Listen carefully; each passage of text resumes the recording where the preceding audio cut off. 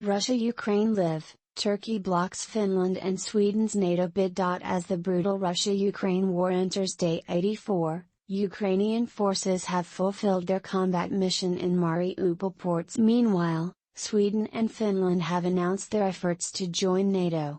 On the other hand, European Union failed to reach unanimity on imposing a ban on Russian oil imports. Czech government endorses Nordic's NATO bid. The Czech Republic's government has unanimously approved NATO membership for Finland and Sweden, just hours after the two countries submitted their request. Prime Minister Petr Fiala said Wednesday he welcomes the Scandinavian nations' decisions to join the alliance.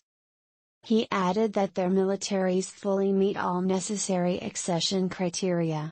The accession protocol still needs to be ratified by both chambers of Czech parliament, which is expected to happen soon. Fiala said he doesn't anticipate any obstacles, as governing parties hold the majority in both chambers of parliament. Turkey blocks Finland and Sweden's NATO bid. Hours after Finland and Sweden submitted applications to join the North Atlantic Treaty Organization, NATO, alliance, Turkey has blocked the US-backed military alliance's initial process, Financial Times reported. Earlier today, NATO Secretary-General Jens Stoltenberg indicated the process of approving the first stage of Finland and Sweden's application would be completed within 1 or 2 weeks. However, Turkey's latest move has made it nearly impossible. EU announces support package of €9 billion to Ukraine. Zelensky applauds.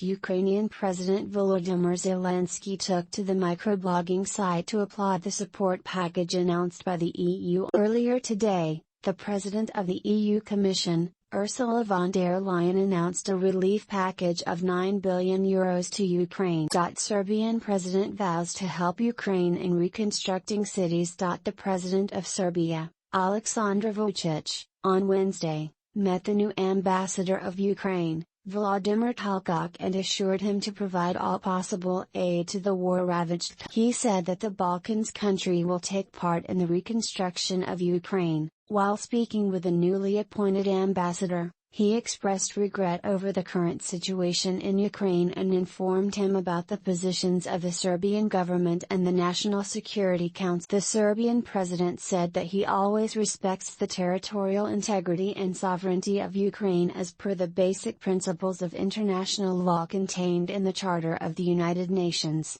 Trudeau vows to support Sweden and Finland in accession process of NATO.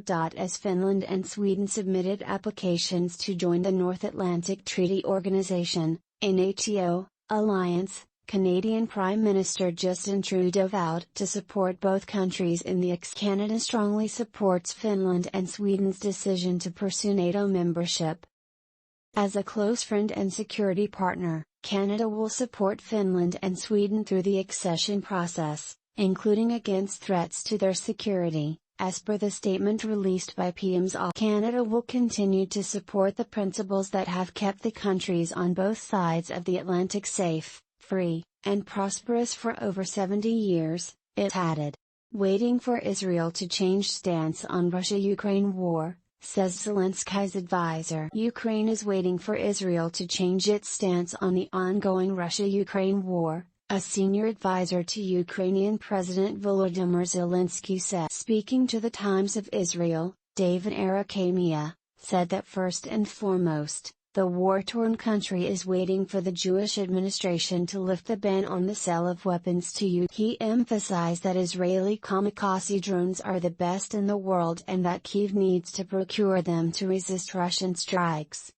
Russia expels 24 Italian diplomats in a retaliatory move. Nearly hours after the Russian Foreign Ministry expelled at least 34 French diplomats and staff, it expelled 24 Italian diplomats in a retaliatory move. In April, Italy expelled at least 30 Russian diplomats.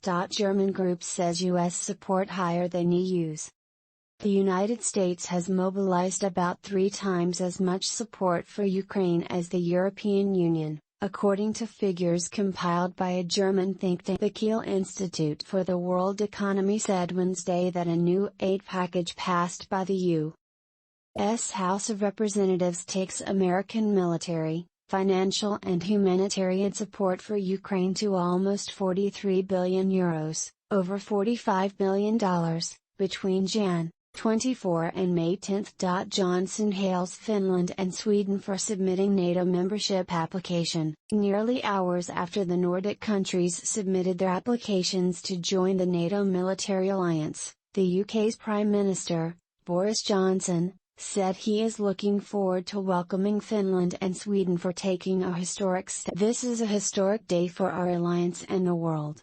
Not long ago nobody would have predicted this step, but Putin's appalling ambitions have transformed the geopolitical contours of our continent. I look forward to welcoming Finland and Sweden into the NATO family very soon, he tweeted. Russia expels 34 employees of French diplomatic mission. Russia on Wednesday expelled at least 34 employees of French diplomatic missions. The development came a month after the expulsion of Russian diplomats from France. 34 employees of French diplomatic missions in Russia have been declared persona non grata, Russia's foreign ministry said in a statement released on May 18. Russia attacks on schools in Donetsk, Gov accuses troops of using banned phosphorus bombs. The local governor and head of the Donetsk Regional Military Administration, Pavlo Kirilenko, accused Russian forces of using banned phosphorus bombs on Avdiivka base. According to him, the incident happened on Wednesday and added people inside managed to escape before the school was burned to the ground.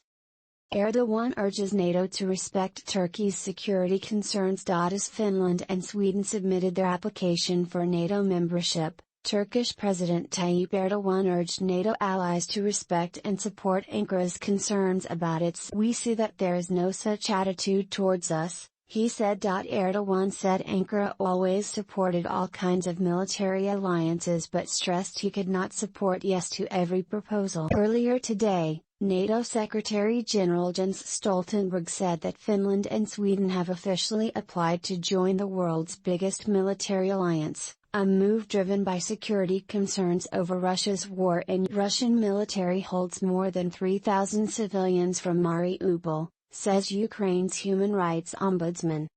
Ukraine's human rights ombudsman said the Russian military was holding more than 3,000 civilians from Mariupol at another former penal colony near Olenivka in the Donetsk region of eastern Ukraine. 7 buses carrying an unknown number of Ukrainian soldiers evacuated from the Mariupol steel plant were seen arriving Tuesday at former penal colony 120 near Olenivka. Ombudsman Lyudmila Denisova said on Telegram earlier Tuesday that the civilians were being held at former penal colony No. 52, also near Olenivka. Azovstal plant will be demolished, says Donetsk separatist leader. Donetsk separatist leader Denis Pushilin said that the Azovstal plant would be demolished. This is the same plant where the Russian Defense Ministry claimed that 694 Ukrainian soldiers surrendered in the past 24 hours.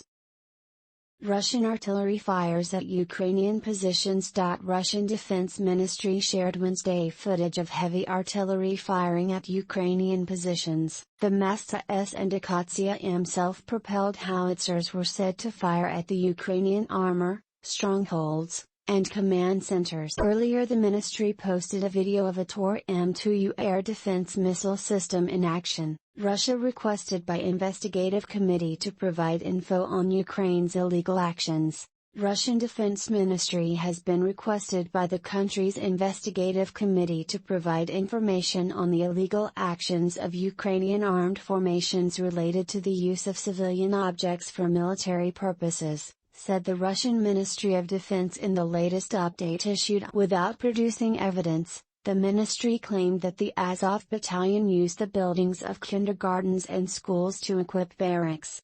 UK is open to idea of International Criminal Tribunal to prosecute Putin, says Truss.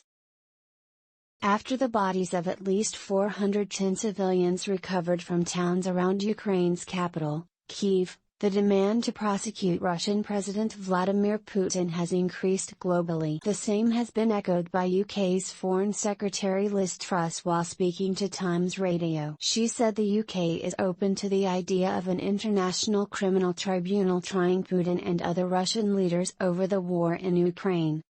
Continuous shelling in Donetsk Oblast kills a person, destroys 52 buildings. Amid the relentless war, Russian forces shelled the Donetsk Oblast region at least 28 times in the past 24 hours, Kyiv Independent Group. The continuous shelling killed one person, injured 9-year-old children and destroyed 52 civilian buildings.